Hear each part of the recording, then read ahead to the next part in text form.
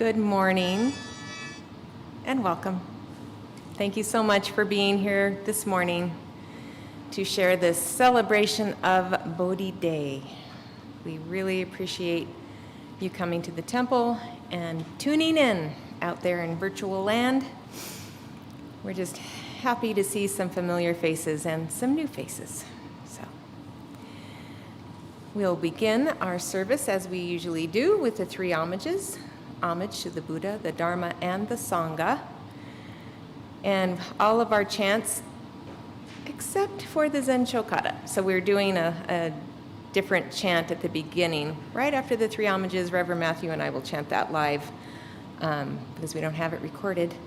So all the other chants, the Shoshinge, are, we call it mind chanting because we have them recorded, so please just kind of absorb it through your body and chant along in your head. Those of you at home, feel free to chant to your heart's content. So when we do chant the Shoshinge as we offer incense, the Shoshinge, our lineage founder, wrote the Shoshinge over 800 years ago, and through his insights, we are still learning about the benefits of Pure Land Buddhism, and we carry those forward now into the future. Shinran wanted us to know that our journey is more than just a simple journey from cradle to grave. It's a long, unbroken thread of life that extends deep, deep from the past into the future, and we are responsible for extending that into the future. And as I mentioned, we will be offering incense. If you're here in the Hondo, please observe some social distancing. And just think of it as a contemplative, meditative walk as you offer incense in gratitude to the infinite wisdom and compassion to Amida Buddha. If you're at home and you have a home altar, please offer incense or food or water or just your grateful thanks to the infinite compassion that surrounds you and holds you every day. If you're here, we have two different altars as well. Our Medicine Buddha altar that you can offer incense there to provide some extra healing for yourself or others. And then our Compassion altar, Kanon Bodhisattva, who hears the cries in your heart. So if you need a little extra compassion or somebody has passed, please write their name on the altar or just offer a candle to send compassion to the world. So, Amida Buddha offers infinite compassion and wisdom. You are held never to be let go. Please, please remember that. Thank you, and we will now begin.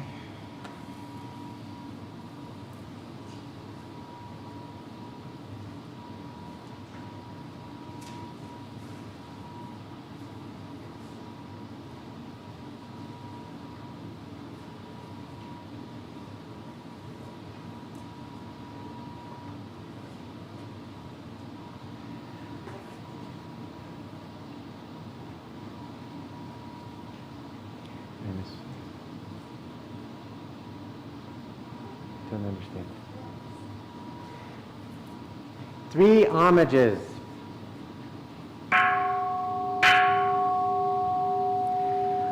Buddham, Saranam, Gacchami.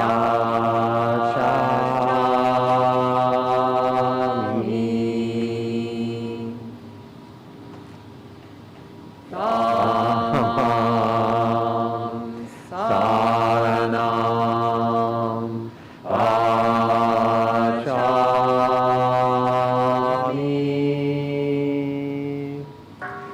Sangham, Saranam, Gacchami.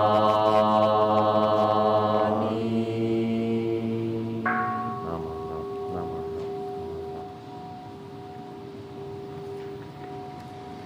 Reverend Shelley and I will chant the Zen-Shokata. Zen-Shokata. 全勝弥陀にう道場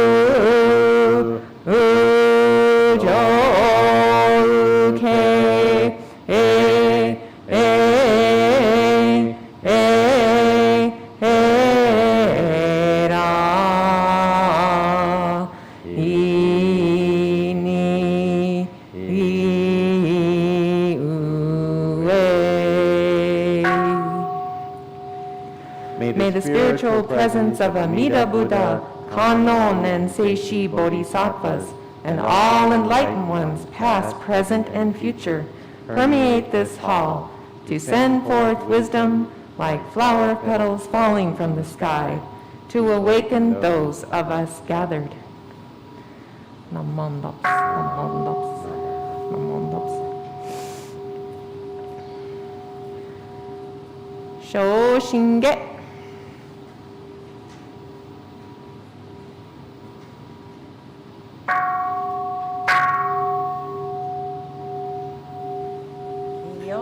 무료 주녀라이 나무 부카시리코 보조고사인니지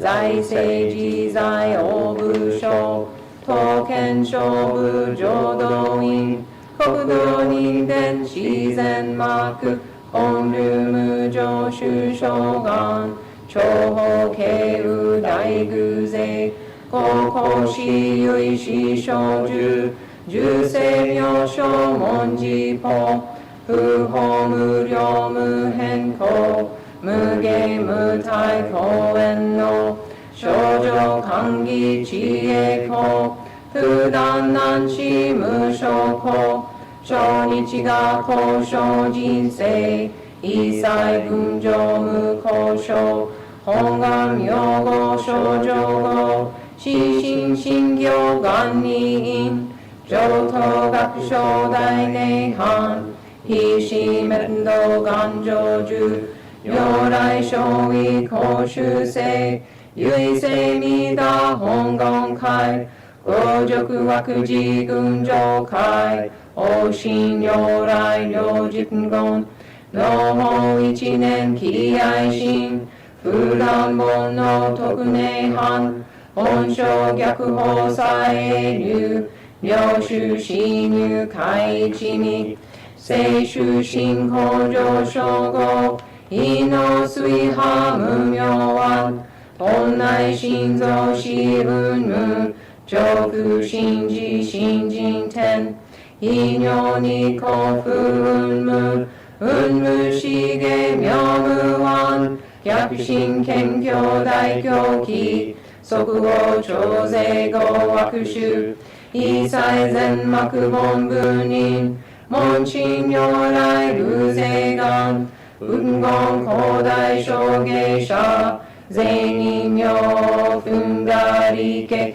リーダー部本元年部邪偏境がなく衆生信行十字人に南中死が昔インド祭天地論下中華自治一期思考層現代諸公聖書意妙如来本税要記釈迦如来ヨガ戦一種五妙な天竺流重大事主と性質の財派無権先世大乗無情報召喚議事昭和なく賢治南行六六信行異行死行楽億年未打部本願自年即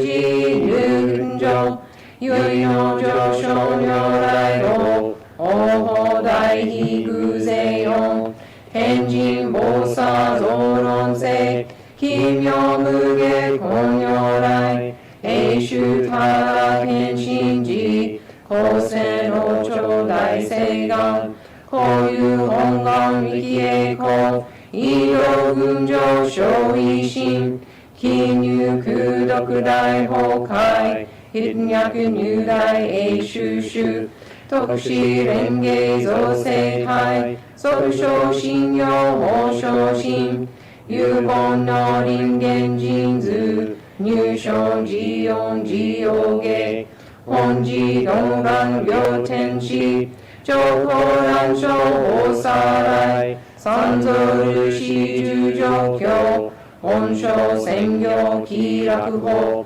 天神菩薩論中芸報道因果見世願大元栄光有他力少女死因有信人惑前本部新人法承知承知即涅槃必死無量根陽道小宇宙上開復系同社継承論難症有妙浄土活入万全自力変言宗円満特合感染症三風三神慶音音増魔法明道非因異生増悪地偶税思案妖怪称妙化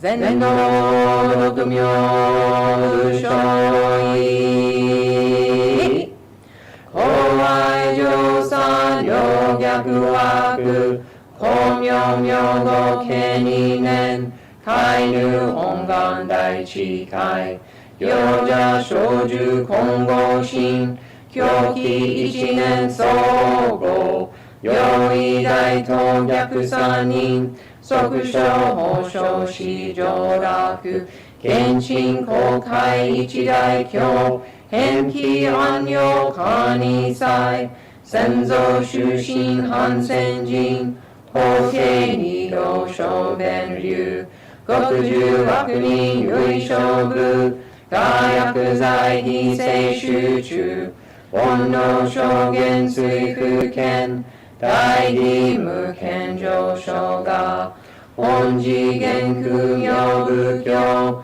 連民全幕本部人新宗教書本編集戦弱本願具悪性現代生寺林伝芸慶地義上位昇死即入弱上無意楽ピチ信心に納入仏教大義修士と上妻無縁極辱悪王族自主良心唯過信し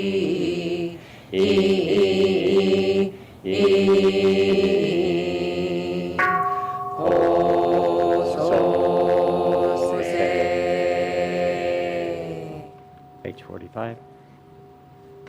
栄光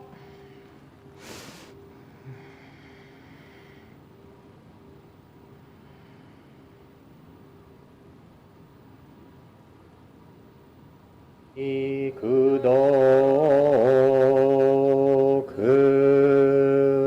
요도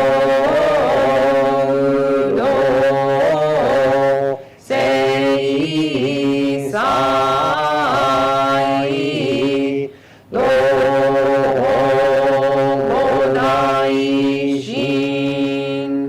오뇨와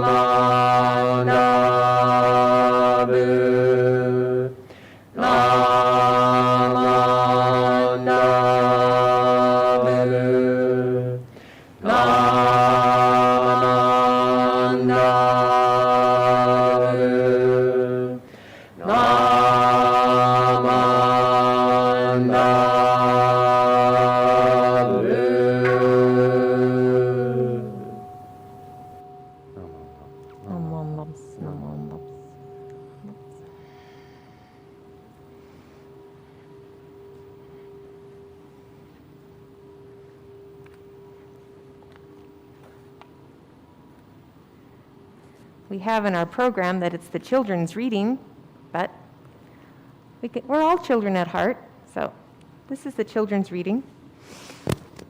Oh, Reverend Shelley, Oh yes, Reverend Matthew. why is there a tree here?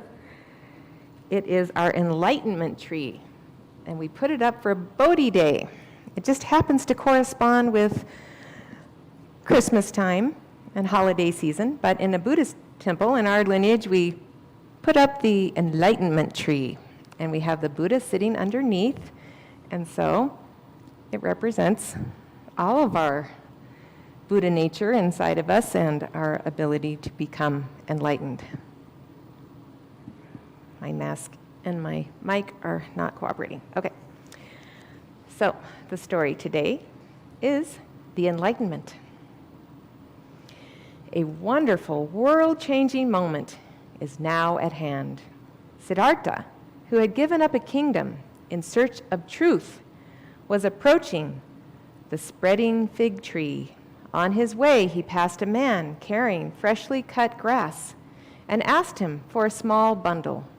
This he would use as his seat. As he drew closer, the air became very still. It was as if the whole world was holding its breath, anxiously awaiting what would happen next. The branches of the tree bent down as if welcoming him to sit under its shade. Siddhartha carefully arranged the grass into a small cushion and sat down. Facing the east, he crossed his legs in a firm, resolute posture and resting his hands on his lap. Then he made a bold and determined vow. I shall not arise from this place until I have reached my goal, even if I die sitting here. And all the spirits of the air looking on rejoiced, hearing Siddhartha's great pledge. It was the 8th day of the 12th month, and the sun was about to set. But the ancient stories tell us that not everyone rejoiced at this very moment. There was one force called Mara, who was terrified and angry. For Mara is the name the Indian people gave to the evil forces that disturb our minds. Mara is our greed, hatred, ignorance, jealousy, doubt, and all other poisons bringing people unhappiness and grief. Thus, when Mara saw Siddhartha sitting under the tree of enlightenment, he was enraged. Calling his sons and daughters around him, he shouted, "Look, all of you, Prince Siddhartha is seated in meditation. If he is successful and discovers the way to end all suffering, what will happen to us? We shall lose all of our power. We cannot harm people if he teaches them the truth. We must disturb this meditation, or else we are doomed." So Mara and his evil forces tried everything to disturb Siddhartha. They produced a fearful storm and hurled lightning bolts down around him. They churned up a great wind until everything around seemed ready to crash down. But beneath the branches of the tree, everything remained calm, protected by the force of Siddhartha's meditation. Mara saw that the storm had no effect, so he turned his troops and shouted, "Attack!" The whole horde of evil spirits, demons, and nightmare shapes turned against Siddhartha. They ran toward him wildly, yelling blood-curdling screams. They shot poisoned arrows of hate at him. But as these arrows flew toward the prince, they turned into lotus petals and fell harmlessly at his feet. Nothing could disturb the peace of his meditation. If these weapons and fearful shapes do not distract him, Mara thought, perhaps a vision of voluptuous beauty will disturb his mind. All at once, the frightful demons turned into the three most beautiful and alluring of women. These bewitching creatures danced in front of the seeker, but even they could not affect him. Memories of the pleasure palaces and visions of his wife and son, heavenly music and delicious food, nothing could break through the calm and determination of the seeker of truth. Mara felt defeated, but he had one last plan. Dismissing his attendants, he appeared alone in front of the prince. Addressing him in a mocking voice, he said, "So you are the great Prince Siddhartha. You think you're a great meditator. So many holy people have failed to find the truth. But you think you will succeed? How foolish you are! Don't you know that it takes a great deal of preparation to find the truth you are looking for? What have you ever done to be worthy of success? First, you wasted 29 years pampering yourself. Then you wasted 6 years studying and starving yourself. And now you sit here thinking that wisdom will just come to you? What a fool.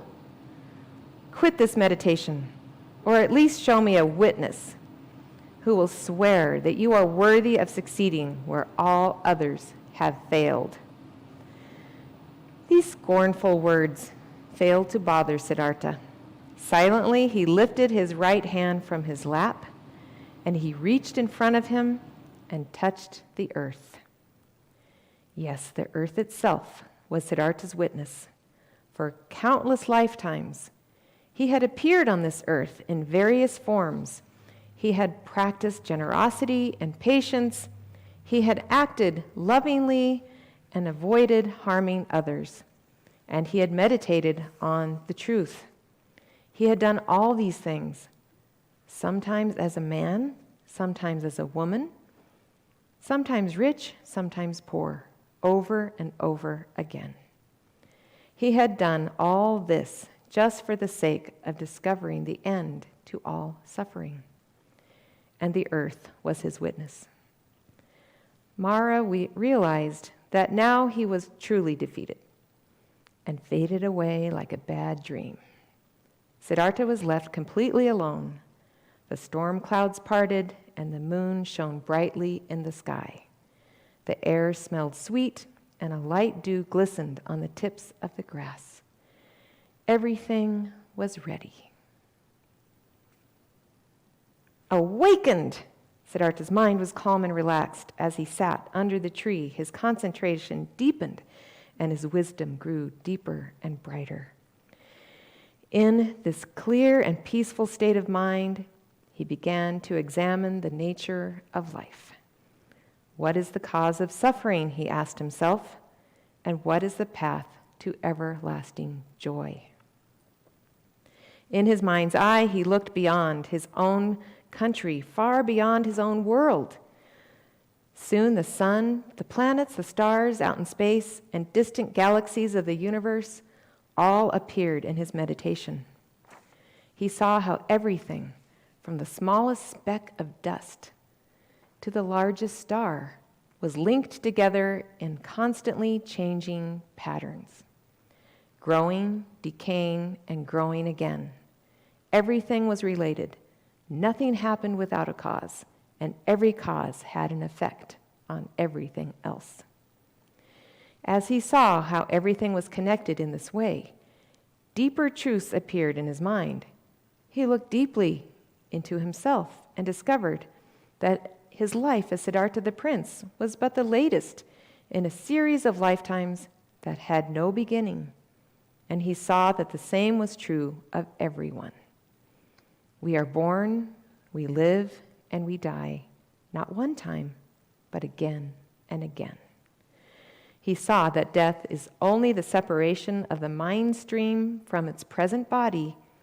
After death, the stream goes on to find a new body, in the same way that a traveler leaves a guest house and moves on to find another. When one life ends, another begins. And in this way, the wheel of death and birth keeps spinning around and around.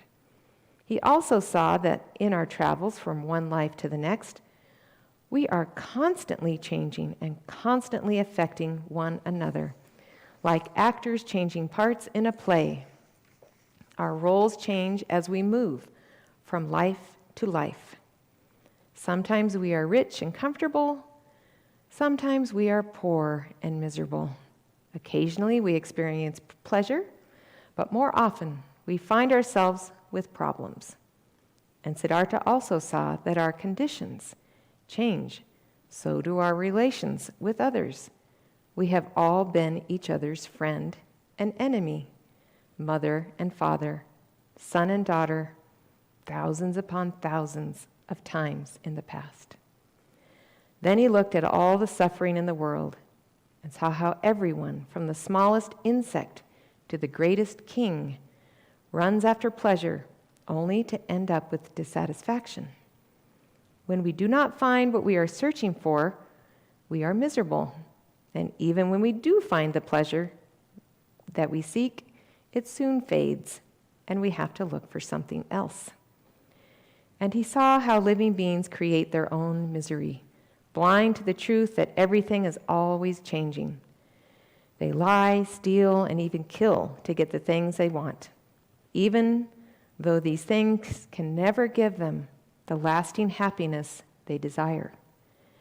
And the more their minds fill with greed and hate, the more they harm each other and themselves. Each harmful action leads them to more and more unhappiness. They are searching for peace, yet they find nothing but pain. Finally, he discovered the way to end all this suffering. If a person could see the truth clearly, as he himself had seen it this night, all confused running after pleasure and away from pain would stop.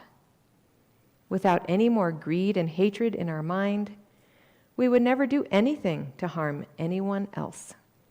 Having overcome all the selfishness in our mind, we shall have destroyed all the causes of unhappiness completely.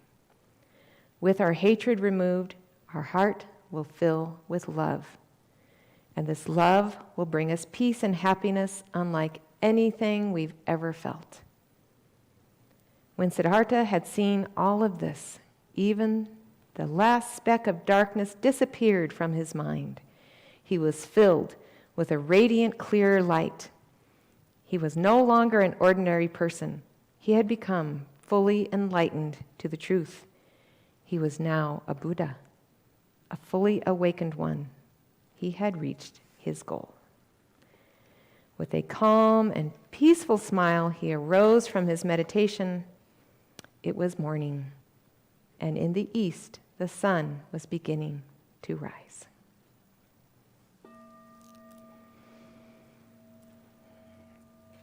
We will now have a few minutes of meditation as Reverend Matthew and I chant homage to Shakyamuni Buddha.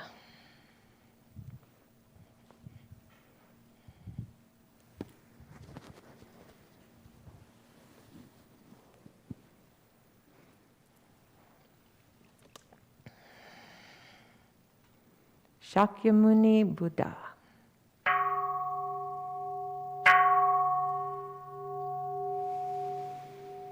Om Muni Muni Mahamuni Shakyamunaya Soha.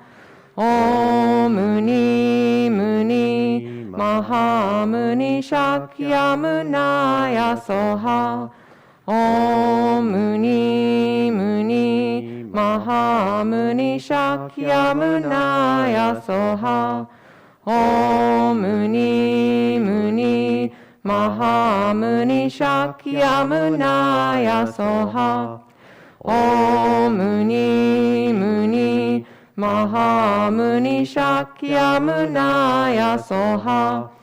Om Muni Muni Mahamuni Shakyamunaya Soha. Om Muni Muni Mahamuni Shakyamunaya Soha. Om Muni Muni Mahamuni Shakyamunaya Soha. Om Muni Muni Mahamuni Shakyamunaya Soha. Om Muni Muni Mahamuni Shakyamunaya Soha. Om Muni Muni Mahamuni Shakyamunaya Soha. Om Muni Muni Mahamuni Shakyamunaya Soha.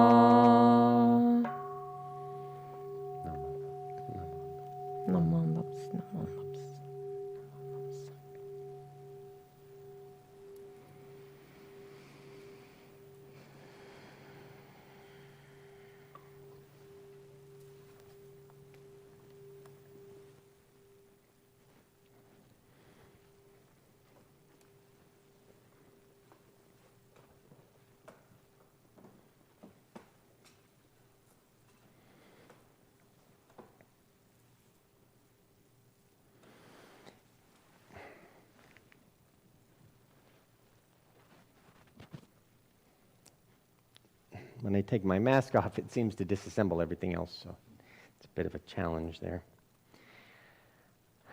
I was enjoying the service so much, I forgot I was going to do a part. I'm happy to, but also happy to enjoy receiving the Dharma.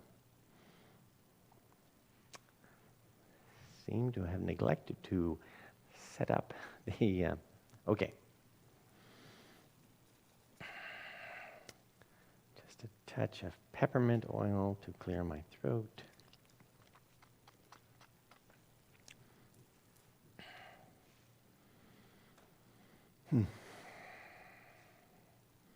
This does not seem to be the... Would you like to hear the reading again? No. Okay. Well, then I'll go onward. The Day of Enlightenment. The wonderful story. Yeah. And we're so happy you're all here today. These days, it just takes courage to get out of bed. So, that's good. And then it takes some courage to tune in to our stream and connect to the temple. And that's good. And for a new person to come to the temple, it's a great step forward. So, thank you all for being here. This is a special day in Japan, Nihon, where we celebrate the enlightenment of the Buddha 2,583 years ago. The actual day is December 8th. That was Tuesday. But after all these years, we are pretty close. I mean, practically the same thing. So, the Buddha's enlightenment. He realized for himself the resolution of the ageless puzzle and dilemma and struggle of sickness, old age, and death. He found deep meaning in life. After weeks of careful thought, he rose from that seat and decided to share his wondrous truth with all humankind. He was still a man, not a god, and he called himself Buddha, which means awakened one. He taught for 40 years, all kinds of people, many different ways of experiencing the truth, each suited to different people with different backgrounds and spiritual abilities. He taught people how to go from living in an endless cycle of suffering and distress, what we call samsara, to life lived in sustained joy and clarity. He started his epic quest with the goal of helping all sentient beings. It took him through lifetimes of lessons learned, of pain and sorrow and sacrifice. But it culminated this day, 2,583 years ago, under the Bodhi tree. Enlightenment, yay! We say Bodhi Svaha, that's the Sanskrit version of. In a different country, Japan, maybe some 1,700 years ago, our Buddhist lineage started. Shinran Shonin, in the picture behind me here, said this about the Buddha's enlightenment. The Buddha appeared in this world and expounded the teachings to the way to enlightenment, seeking to save multitudes of living beings, blessing them with the benefit that is true and real. Shinran Shonin was an unlikely founder. While he was very accomplished in meditation and sutra study and chanting at the monastery, he was not able to reach awakening. This frustrated him. He tried, but could not realize the Buddha's truth by following the arduous path of the sages, emulating the Buddha's study and renunciation. 20 years he followed that path, but he had to change course. Some people misunderstand what is required to be a Buddhist. Popular media portrays the cloistered life of giving up all attachments to the world and the yellow robe and shutting yourself away. This is most difficult, and few people are suited to that. This is what did not work for Shinran. So, he followed another path offered by the Buddha, the Pure Land path, with a teacher named Honen. The Pure Land path is more accessible to people with regular lives. So, with Honen, Shinran too was awakened to the Buddha's truth, spiritually transformed. It brought deep meaning to his life and resolved those same old challenges of old age, sickness, and death. Today, we are in yet another place at a very different time. And still, we struggle with these same challenges. The pandemic brings up vibrant fears of old age, sickness, and death. So we too can find meaning and dissolve those fears by listening to the words of the Buddha. They call this the easy path, but sometimes we are frustrated too when we don't feel that our problems are solved. Just say the Nembutsu. Is this path too difficult for us to follow? Maybe the old traditional words that Reverend Matthew is always explaining and the old stories are just too hard to connect with. In their time, many of the Buddha and Shinran's followers were not educated. They viewed a simpler world, a smaller world where not much was known about the people beyond the mountains or across the seas. We live in an informed time, a much larger world with a broad view of the universe. We are smart. We might read about Buddhism, but somehow hesitate to change our mindset in accord with it. This is like with our little beagle puppy, Josie. She really likes to see dogs on television. So, when we see a dog on the TV, we try to point it out to her. Hello. We try to point it out to her. We say her name and point our fingers at the screen. Josie, look! Josie, look! But she comes to us and looks at our finger and our faces. And she tilts her head. She knows there's something important going on, but has misunderstood the gesture for the message. Buddhism can be like that for us. Traditionally, we say, we are too focused on the finger pointing at the moon to see the moon. We can be too focused on results or the word enlightenment to see that our life is changing in a wholesome direction. Enlightenment Day talks are always difficult because of this obvious question: what is enlightenment? It has to be asked. I often hear words like being enlightenment or becoming Buddha used in Buddhist blogs and articles.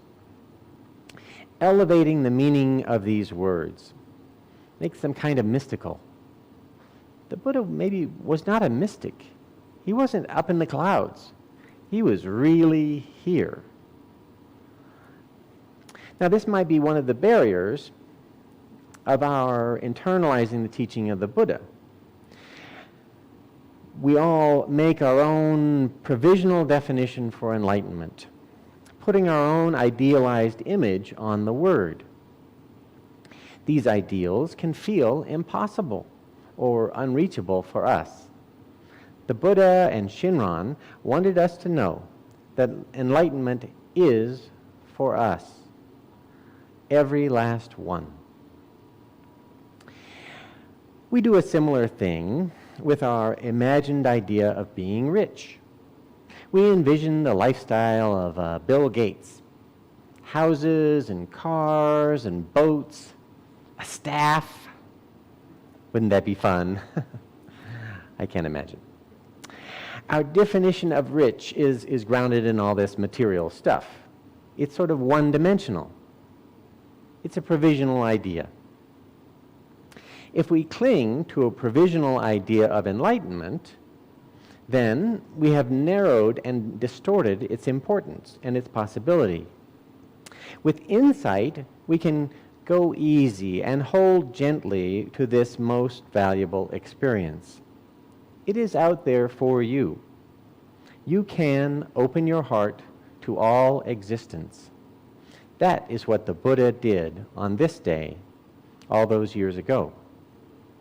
In the meantime, don't let preconceptions get in the way. The Buddha taught the three marks of existence: anicca, shunyata, and nirvana. There's the words I like explaining.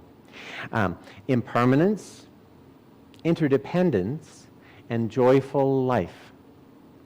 During his enlightenment experience, he saw that everything in the universe is in a state of constant change. If we cling to what is changeful, trouble follows. But changefulness is also the underpinning of this wonder-filled and vibrant universe, where everything is morphing and becoming in every moment.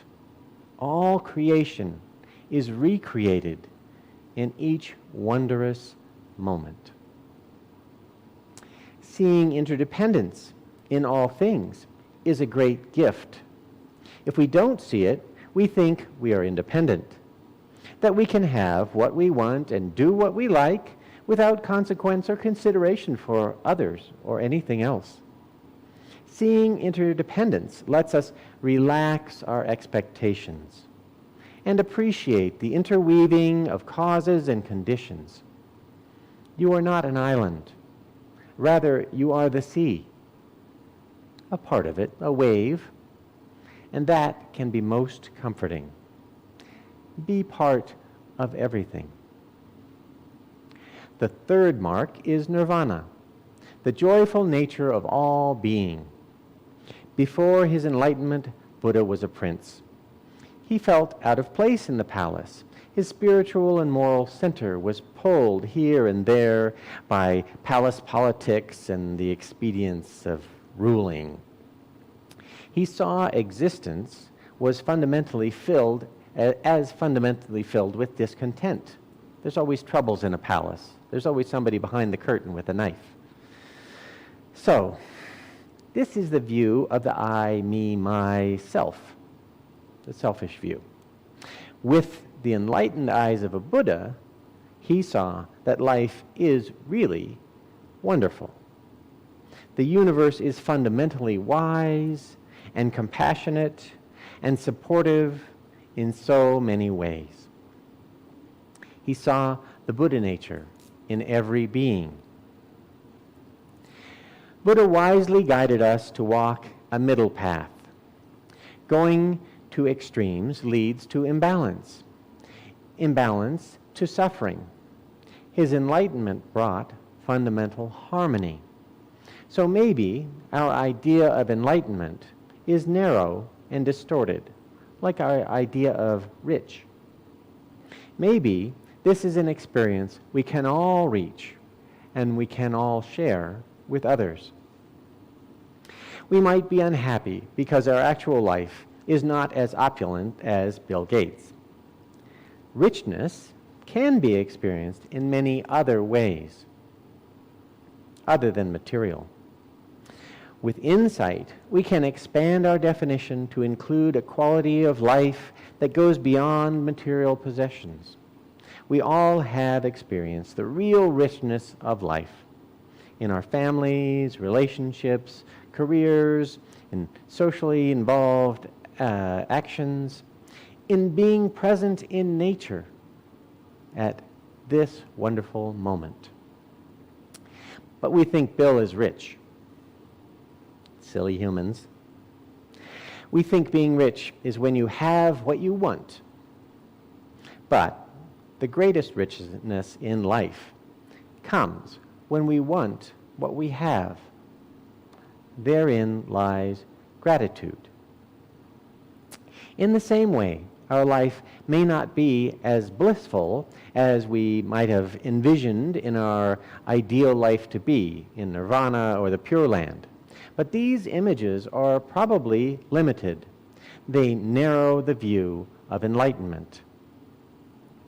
Just like our richness was limited to material stuff, if we expand our ideas of enlightenment to mean a life in balance, we begin to appreciate the subtlety of the Buddha's experience more fully.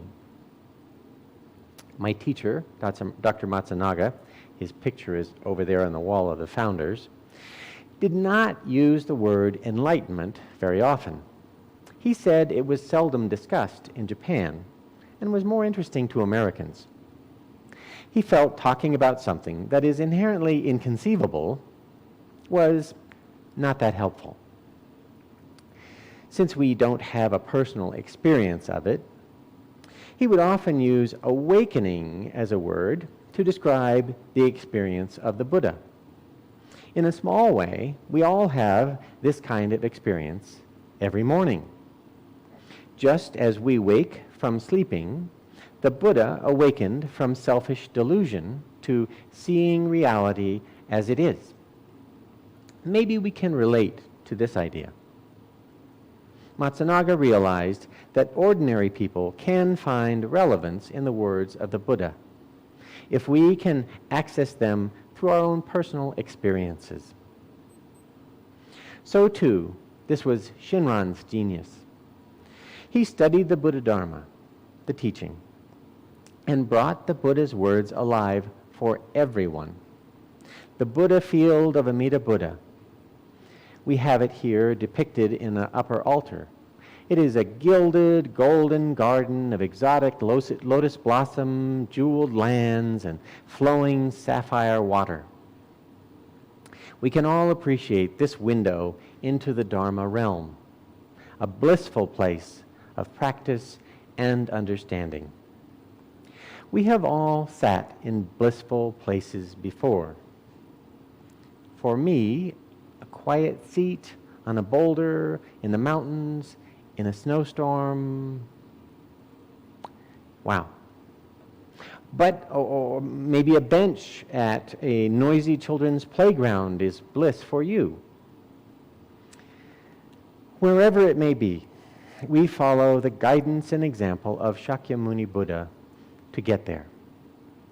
Our Amazon primary culture conditions us to want things that we don't have. The ancient proven truths of Shin Buddhism encourage us to appreciate what we do have. Reciting the Nembutsu is a reminder that the richness of our lives is present in every moment. Awaken gratitude for what you already have. This pure realm, awakened appreciation, is our gift from the Buddha, enlightened this day so many years ago. Thank you. Namando, namando, namando. We usually share our Reno Buddhist Center theme song now, so if we would mind sing it along with Masako, our pianist in Japan.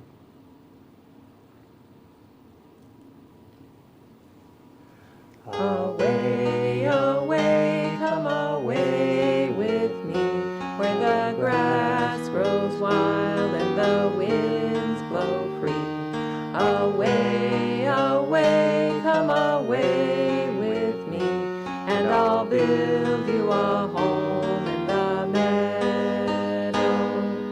Come, come, there's a wondrous land for the hopeful heart and the willing hand. Come, come, there's a wondrous land where I'll build you a home in the meadow.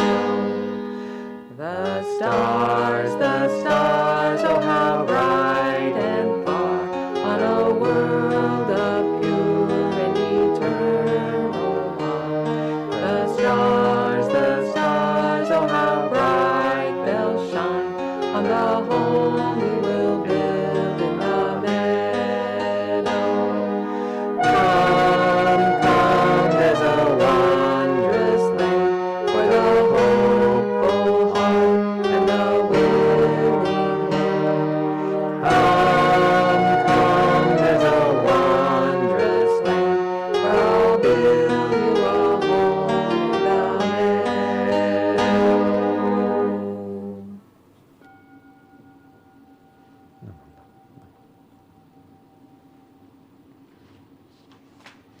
I have just a few announcements before we meditatively and in an organized fashion leave the hall with social distance.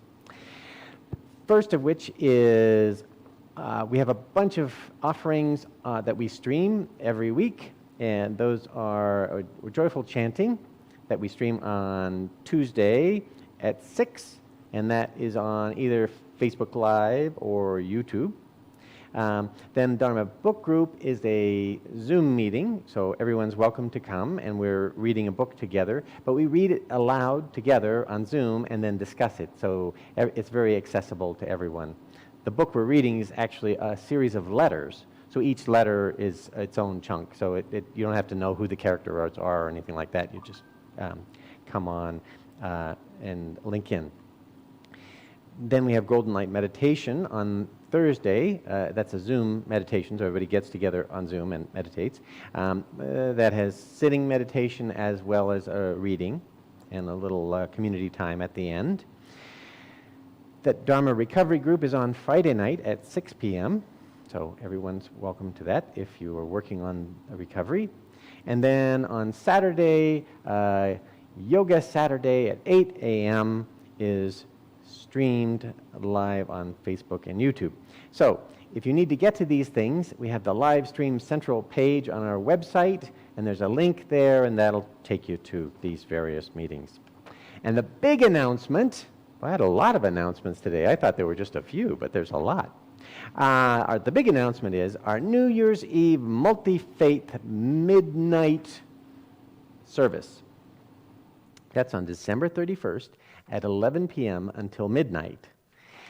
It will not be held live in the hall. Only some of the presenters will be here live in the hall. It will be streamed on YouTube and Facebook Live. But please do connect to that and enjoy that, participate in that, maybe donate a little something on PayPal in virtual equivalents of using the little boxes that we have carefully placed in the hall.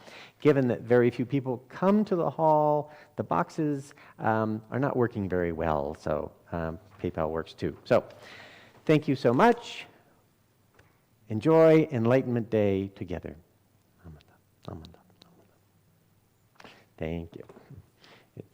Oh, I forgot the announcement. Okay, so we're going to leave.